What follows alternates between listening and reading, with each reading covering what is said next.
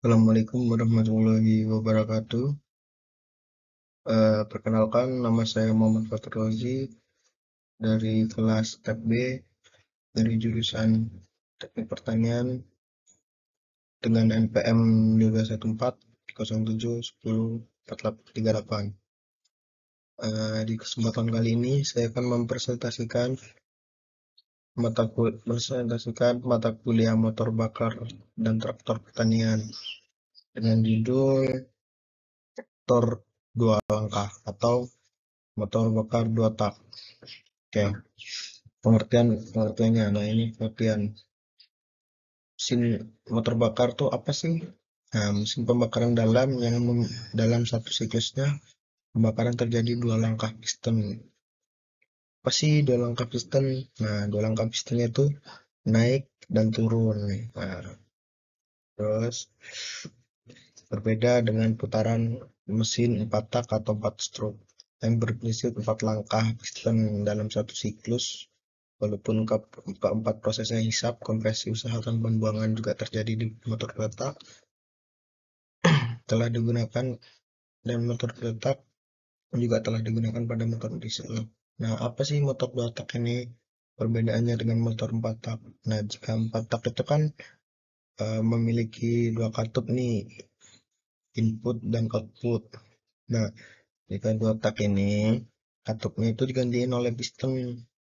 Kenapa bisa digantiin oleh piston? Karena prinsip katup kan ini kan menutup dan membuka. Nah, prinsip tersebut digantikan perannya oleh piston. Kenapa diganti perannya sama piston? Karena kan pistonnya itu pas tuh. Jadi gambaran katup hisap sama katup buangnya itu gambarnya itu disejajarin pada kayak titik mati tengah-tengah lah. Titik tengahnya piston. Bisa dibilang titik tengahnya piston. Jadi bisa dibilang langkah hisap dan langkah buangnya itu barengan, dia hisap dia membuang juga. Nah, ini mengapa motor dua tak ini disebut dua langkah. Itulah jadi langkah hisap dan langkah buangnya itu jadi satu, karena itu tadi peran katupnya itu digantikan oleh piston. Jadi tidak memiliki katup, tapi tetap memiliki hisap, kompresi, usaha, buang, tetap memiliki, cuma perannya tadi yang digantiin. Kalau 4 langkah kan memiliki katup tuh, ada 2 langkah lah. Oke, next. Nah, ini pengertian motor dua tak. Motor dua tak atau dua langkah adalah jenis motor yang menggunakan langkah siklus kerja hanya dua tak gas. Nah, ini yang saya tadi jelaskan. Mesin ini memiliki beberapa keunggulan dan kelemahan serta diterapkan di berbagai industri. Kenapa saya cantuman industri bukan apa kayak, karena eh, lebih banyak keunggulannya di bidang industri Bletak ini. Tuh, next. Nah, cara kerjanya.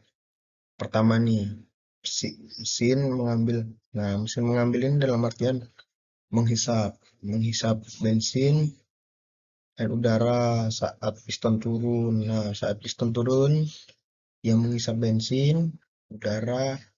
Nah, perbedaan motor dua langkah ini juga ini ada satu lagi. Dua langkah ini dikasih uli samping atau oli pelumas di bensin, supaya apa? Dia pelumas piston, poros piston biar nggak panas. Tuh, perbedaannya di situ. Makanya motor dua tak itu biasanya kan ngebul kan. Nah, ini karena ini yang ditarik itu bahan bakar, udara, mauli. Habis ditarik kan di langkah hisap. Sini oli pelumas diberikan untuk mencegah gesekan dan mendinginkan mesin biar nggak overheat lah. Nah, yang kedua, setelah piston naik, memompatkan ini, dalam artian memompatkan ini mengkompresi. Biar apa mengkompresi? Biar ruang bakarnya itu panas. Berapa sih kira-kira panas ruang bakar? Nah, panas ruang bakar biasanya itu 500 derajat Celcius atau setara kalau dikentalkan itu kurang lebih 6 meter ke atas. Kalau dientalkan ya. Nah, jika kalau diukur suhu 500 derajat Celcius. Terus dalam keadaan suhu 500 derajat Celcius tersebut, nih, busi kemudian menyebabkan pembakaran campuran tersebut. Nah, apa sih fungsi busi? Nah, busi tadi itu berfungsi untuk memercikan api. Di saat 500 derajat Celcius tadi dipercikan api, kan meledak kan? Boom. Nah, tadi, next. Nah, cara kerja yang ketiga itu energi pembakaran energi membuat piston turun ke bawah, menggiring gas-gas buang ke dalam. Nah, kenapa piston turun ke bawah? Karena mendapat ledakan tadi pada suhu 500 derajat Celcius kan. Suhu 500 derajat Celcius yang sangat tinggi, kasih percikan dikit, push, menyebabkan pistonnya turun karena piston kan tekan ke bawah jadi pistonnya turun. Langkah buangnya dilaksanakan. Nah, giring-giring gas-gas buangnya itu keluar ke outputnya itu nanti ke knalpot. Terus yang keempat, proses selanjutnya adalah fase pengisian dan kompresi, di mana mesin menarik campuran kembali ke ruang bakar sambil memamatkan kembali. Nah, fase pengisian sama pembuangan ini sebenarnya sama, kan sama sih, kayak barengan gitu. Tadi yang saya bilang barengan, kenapa barengan kan? Katup-katupnya tadi itu jadi satu. Terus siklusnya ini berkelanjutan selama mesin berfungsi. Nah, siklus ini berputar selama mesin itu masih hidup. Karena jika jika mesinnya mati, jika fase langkah-langkah ini tersebut tidak berjalan itu, mesinnya akan mati otomatis. Tuh.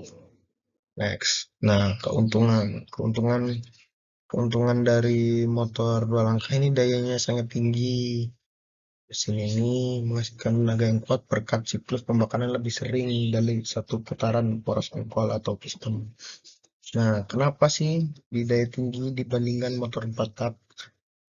Karena dia ini apa ya, langkahnya itu lebih sedikit loh. Sama-sama menghasilkan tenaga 4 tak, tapi dia itu langkahnya itu lebih sedikit. Ibaratnya 4 tak itu kan dia 4 langkah itu kan satu ini kan satu buangan. Nah, kalau 2 tak itu tiga tiga dua tak ini dibuat 4 langkah jadi 2 pembuangan. Jadi apa ya, lebih tinggi dibandingkan 4 langkah. Petak tuh. Next. Ini yang keuntungan yang kedua, desainnya ringan dan sederhana dibandingkan motor 4 langkah. Motor 2 langkah cenderung lebih ringan dan memiliki desain yang sederhana sehingga mudah diproduksi dan diperbaiki. Nah, karena eh, ketidakadanya katup input dan output yang digantikan perannya tadi menyebabkan motor ini lebih ringan desainnya. Jadi apa ya, desainnya itu lebih simpel dikarenakan tidak ada katup input output dan sehingga mudah diproduksi dan diperbaiki. Jadi ke atas kesederhanaannya tadi, desainnya yang sederhana, orang-orang juga gampang memproduksi atau memperbaiki motor-motor tersebut. Tuh. Next. Keuntungan yang ketiga, harganya terjangkau. Nah, karena desainnya yang sederhana, motor dua langkah umumnya lebih murah dan dapat diakses. Kenapa sih harganya lebih terjangkau? Karena itu komponen-komponen itu banyak yang bisa digantiin sama yang lain, kayak tadi katup digantiin oleh poros engkol kan, eh digantiin oleh piston. Jadi ibaratnya eh piston itu fungsinya itu bukan hanya menarik dan membuang saja, eh, bukan hanya mengkompresi saja, tapi mau menarik dan membuang membuang itu dan dapat diakses banyak orang. Tuh, makanya itu alasan kenapa motor dua langkah ini lebih murah karena tadi. Oke, next.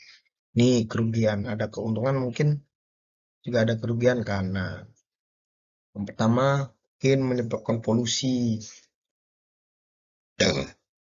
Kenapa menyebabkan polusi? Karena menghasilkan emisi polutan yang lebih tinggi. Karena tadi ya kan saya juga bilang perbedaan dua tak sama dua empat tak. Nah, perbedaannya itu dia memiliki oli, dikasih oli pada tangki bensin. Nah, itu menyebabkan ngebul kan. Ngebul kan emisi polutannya lebih tinggi tuh, menyebabkan faktor lingkungan yang negatif. Tuh kenapa motor dua tak ini menghasilkan polusi lah, polusi.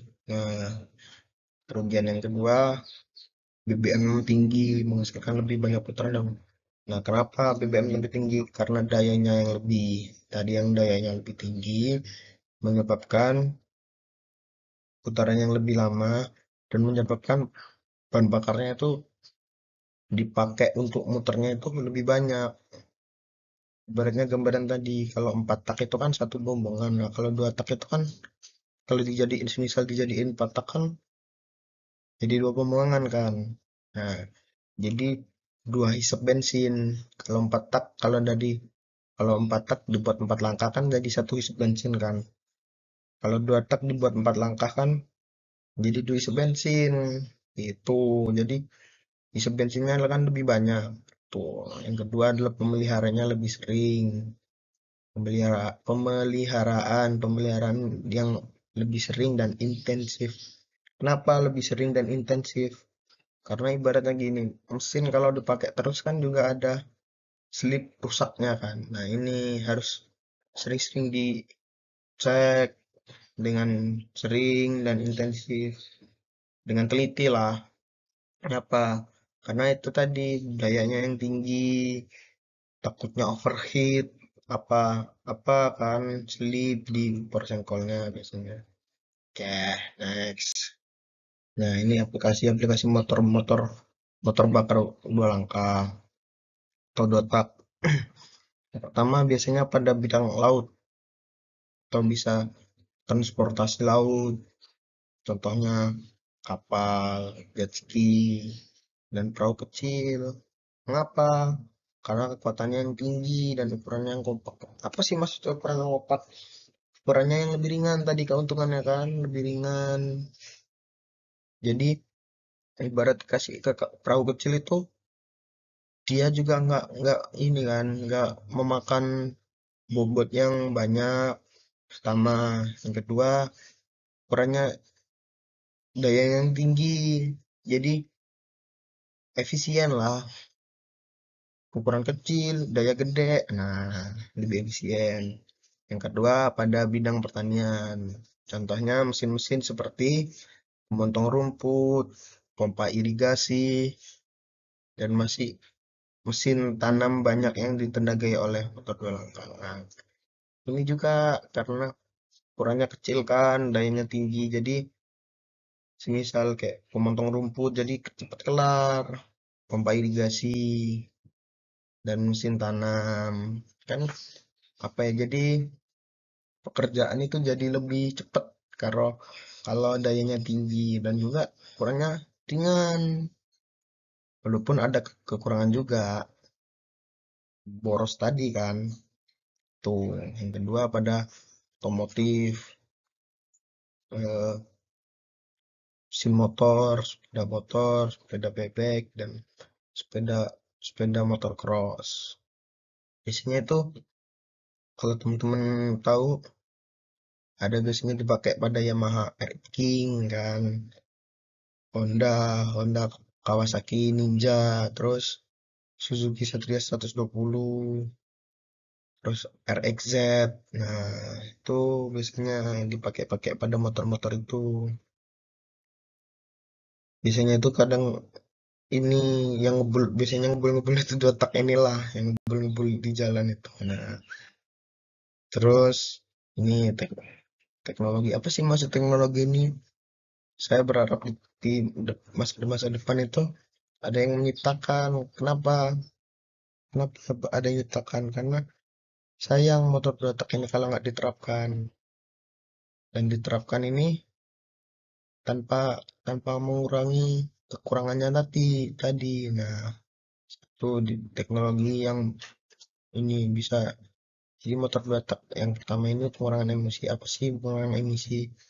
Perkembangan teknologi dapat membantu mengurangi emisi polutan dari motor dua tak, membuatnya lebih ramah lingkungan.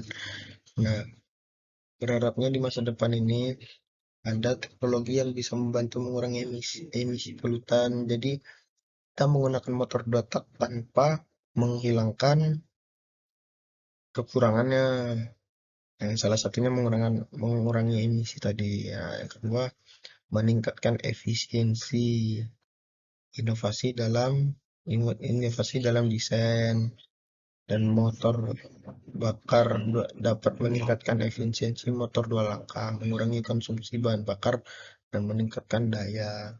Nah, tadi kan bilang kan kekurangannya boros. Nah, ini supaya bisa mengurangi konsumsi bahan bakar dan meningkatkan daya. Yang ketiga, sumber energi alternatif. Kadang motor letak ini juga dipakai pada ini loh, pembangkit energi tenaga surya dan pembangkit energi tenaga angin. Jadi kita semisal polusi itu ada manfaatnya juga kan, tenaga surya, tenaga angin kan juga ini kan apa, menghasilkan energi kan. Jadi kita memakai motor dotak ini juga nggak sia-sia, nggak polusi gitu aja. Itu. Oke, sekian presentasi pada kesempatan kali ini. Kurang lebihnya saya mohon maaf. Saya akhiri. Wassalamualaikum warahmatullahi wabarakatuh.